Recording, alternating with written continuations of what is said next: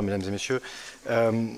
Effectivement, la paupérisation des copropriétés est un sujet assez vaste et qui mérite une définition qui vient s'ajouter, ça a été déjà dit, je ne vais pas revenir dessus. Et pour compléter les propos auxquels l'association Pluriance souscrit pleinement, qui ont été portés par les différents syndicats et interlocuteurs qui ont pu s'exprimer, il y a quelque chose sur lequel je voudrais insister dans ce propos introductif, qui est un peu plus long qu'introductif pour chacun, mais on aura peut-être l'occasion de revenir plus spécifiquement sur certains dispositifs. C'est la bonne santé des copropriétés qui repose, à mon sens, sur deux choses essentielles. Au-delà de la simplification, au-delà de l'implication des copropriétaires, de leur capacité à participer à la vie de la copropriété, à cette micro-démocratie qu'elle est, c'est la capacité à payer. Mine de rien, la santé d'une copropriété est quand même très directement liée au financement qu'il y a derrière, aux fonds qui sont derrière aussi, aux dispositifs qui permettent de financer les travaux au-delà de l'acquisition et donc de financer les travaux et l'entretien. Ça repose sur deux piliers. Dans une copropriété, il y a deux types de copropriétaires. Il y en a un troisième qui est parfois le parc social, mais principalement deux copropriétaires. C'est le propriétaire bailleur et puis c'est le propriétaire occupant. Aujourd'hui, on fait face à une difficulté quand même qui est croisée, c'est que l'accession à la propriété stagne depuis 10 ou 15 ans en France et les copropriétaires occupants ont de moins en moins de marge de manœuvre peut-être pour financer les travaux et les obligations auxquelles ils doivent faire face. Et puis d'un autre côté, il y a des copropriétaires bailleurs à qui parfois on prête une moins grande implication dans la vie de la copropriété, n'y habitant pas. C'est parfois vrai, c'est parfois moins vrai. Mais ces copropriétaires bailleurs, ils sont aussi dans une situation où la désirabilité de leur investissement, qu'ils l'aient déjà fait ou qu'ils souhaitent en faire un ou d'autres, cette désirabilité a diminué considérablement. On a toujours l'envie, en France, dans l'investissement locatif, de se dire que ça coûte terriblement cher. On oublie souvent d'ailleurs de dire que ça rapporte terriblement beaucoup. 2 fois plus que ce que ça coûte, si on regarde les chiffres de Bercy.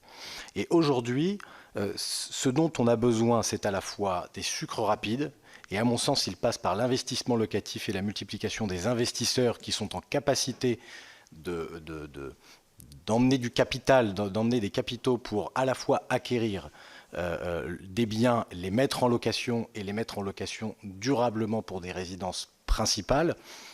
J'ai vu que dans votre questionnaire, il était fait référence à la location touristique, qui est un autre sujet, mais il faut mieux rendre désirable quelque chose plutôt que de lui taper dessus et taper encore plus fort sur quelque chose qui l'est davantage. En gros, la location touristique répond à une demande qui est en lien avec le développement du tourisme très fort en France, qui est un des axes de développement économique de la France.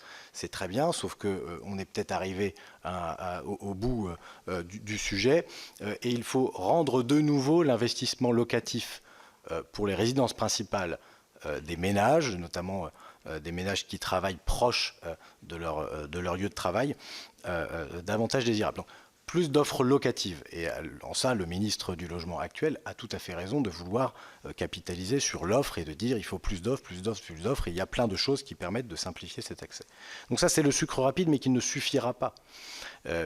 Et pour sortir de cette dynamique de paupérisation, si tant est qu'on puisse bien la définir, il faut additionner des sucres lents, qu'est l'accession à la propriété, qui stagne terriblement en France, qui a été contrebalancée peut-être par une dynamique d'investissement très forte ces dernières années, notamment soutenue par les taux assez bas, mais qui aujourd'hui, on est à la croisée des chemins et fait qu'on n'a plus cette contrepartie, et donc l'investissement locatif ne suffira pas.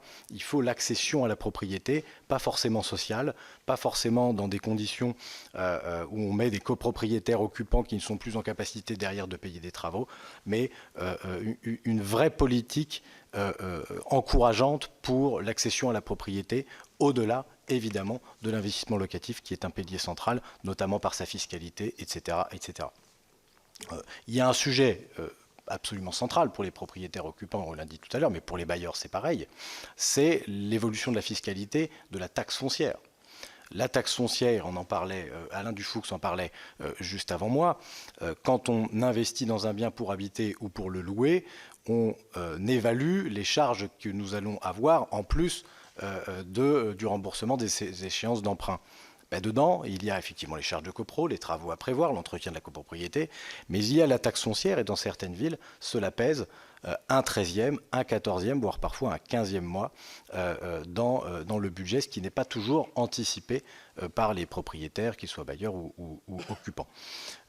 Je reviendrai peut-être dans un deuxième temps, sans peut-être tout détailler, mais au moins sur le prêt collectif et une question essentielle qui est les marchands de sommeil, qui nous tient à cœur et qui nous permet, nous, de nous positionner comme lanceurs d'alerte. Et on a tendance à penser qu'il faut protéger les personnes qui lancent des alertes sur les marchands de sommeil, sachant que le monde du syndic, le monde de la copropriété, c'est les parties collectives et pas tellement les parties privatives. Donc ça n'est pas le métier des syndics, peut-être un peu plus des administrateurs de biens, voire des propriétaires. Donc je reviendrai dessus peut-être dans un deuxième temps. Merci beaucoup. Monsieur Safar. Madame la Présidente, Madame la rapporteure, Mesdames, Messieurs, merci en tout cas de nous